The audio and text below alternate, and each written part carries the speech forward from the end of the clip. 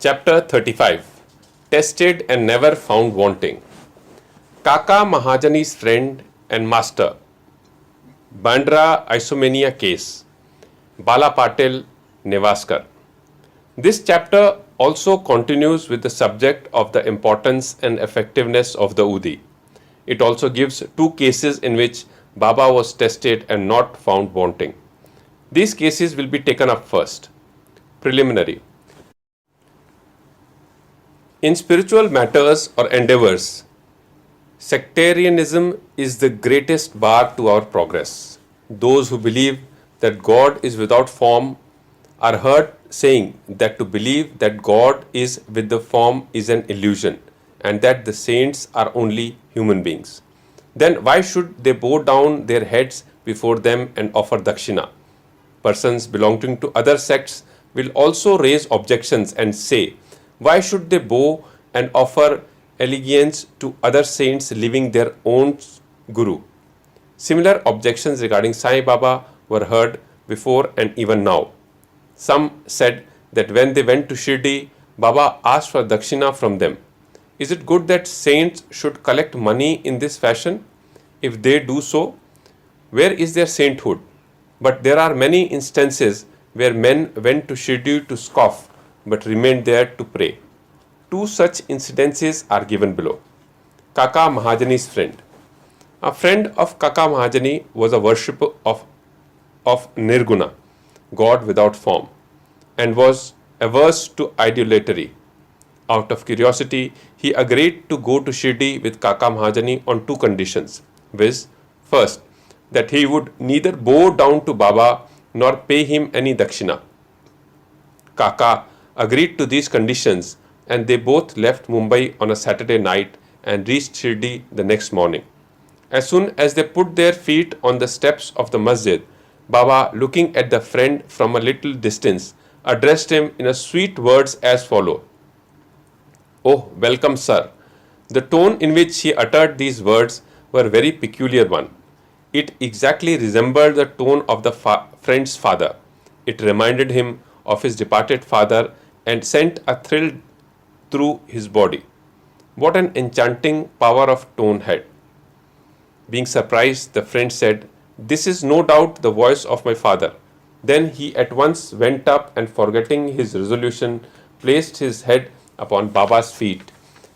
Then Baba asked for dakshina twice, once in the morning and again at noon at the time of their taking leave. But he asked it from Kaka only and not from the friend. The latter whispered to Kaka, Baba asked for dakshina from you twice. I am with you. Why does he ignore me? You ask Baba yourself, was Kaka's reply. Baba asked Kaka what his friend was whispering. Then the friend asked Baba himself whether he should pay any dakshina. Baba replied, you had no mind to pay, so you were not asked. But if you want to pay, you may. Then the friend paid rupees 17 as dakshina, the same amount that Kaka paid. Baba then addressed him with a few words of advice.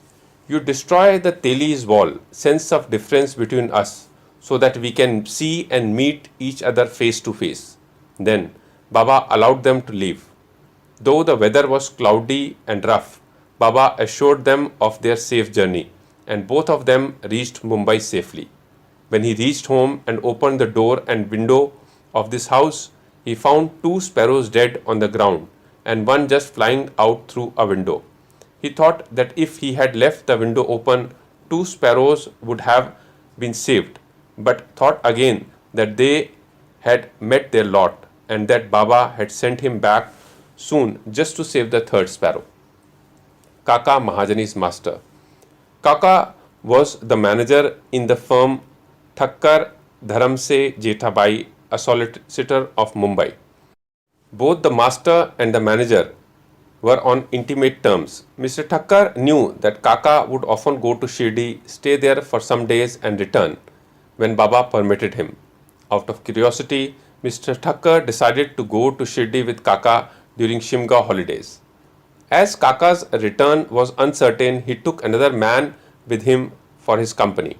The three started together and Kaka bought 2 seers of raisins, dried grapes with seeds, on the way for presentation to Baba. They reached Shirdi in due time and went to the masjid for darshan. Baba Saheb Tarkar was also there, and Mr. Thakkar asked him why he came there. For darshan, Tarkar replied.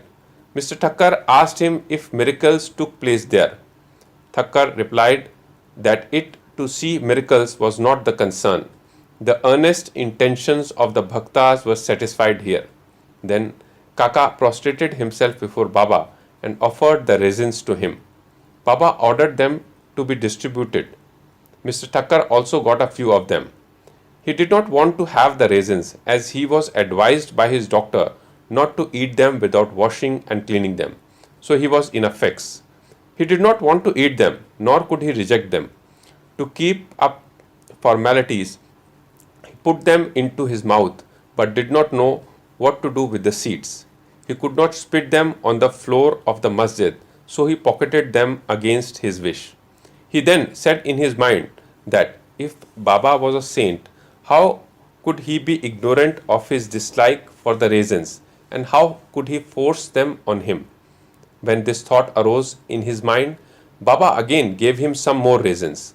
He could not eat them, but held them in his hand. Then Baba asked him to eat them up. He obeyed and found to his surprise that they were all seedless. He wanted to see miracles, and here was one. He knew that Baba read his thought and as per his wish converted raisins with seeds into seedless grapes. What a wonderful power! Again, to test further, he asked Tarkar, who was sitting by and who also got some raisins, what kind of grapes you got?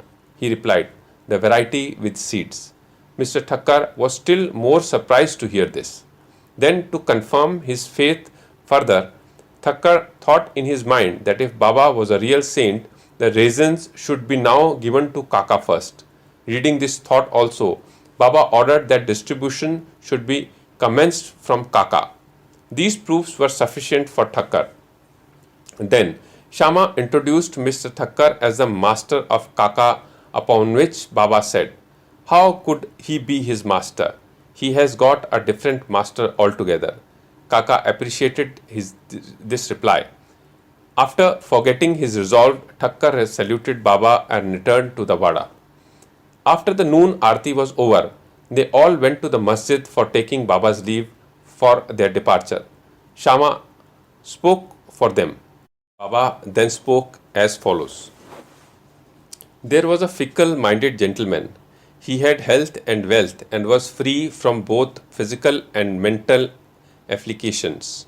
But he took on needless anxieties and burdens and wandered hither and thither, thus losing his peace of mind. Sometimes he dropped the burdens and at other times carried them again.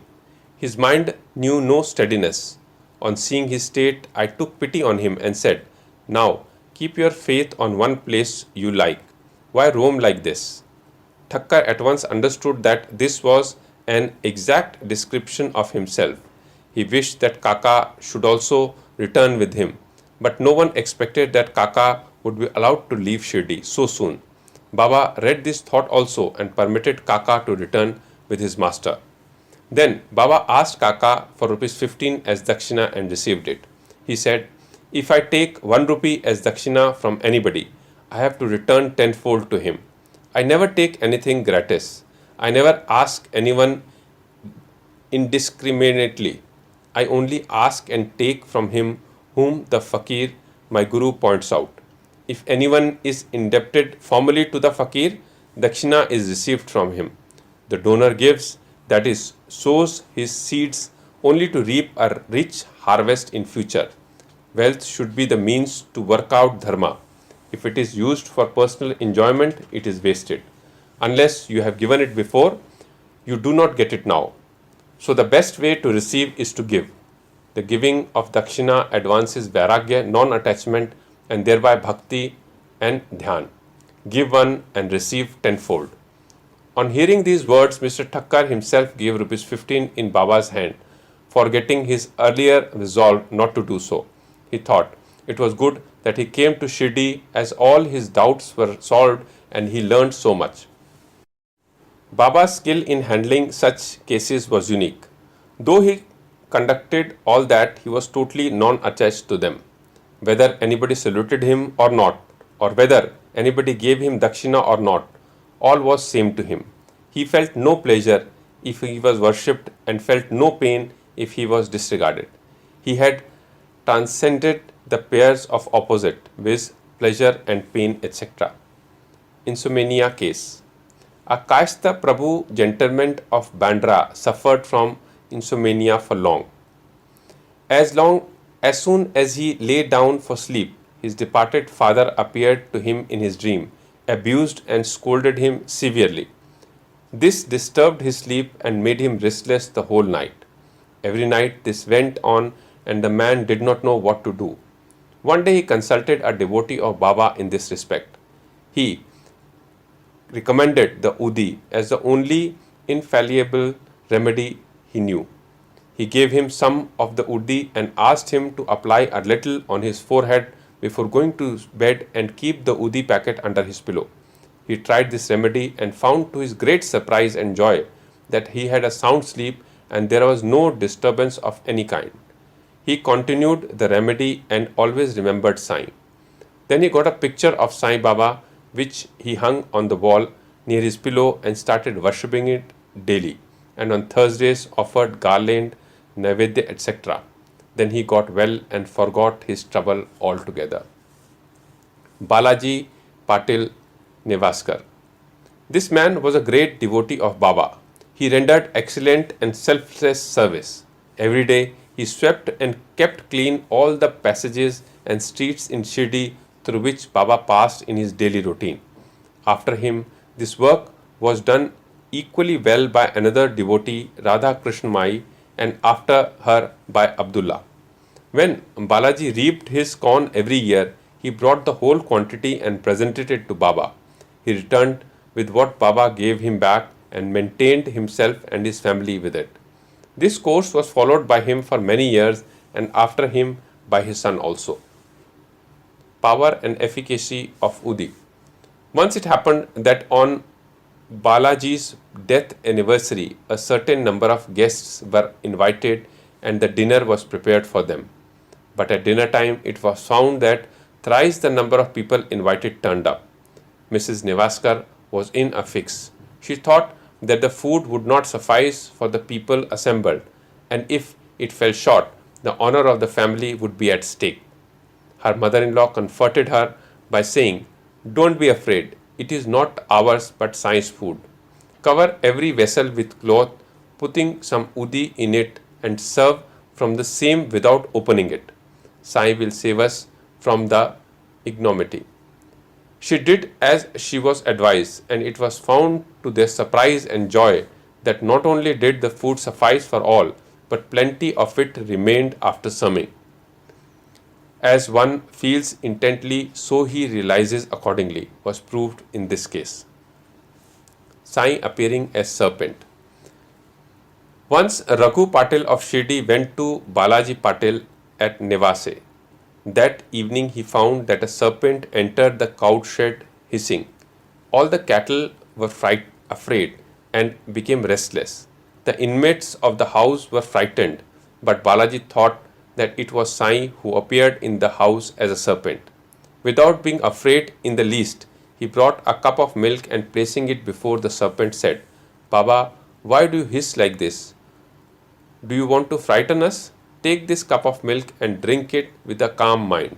Saying this, he sat down close by. The other members were frightened and did not know what to do.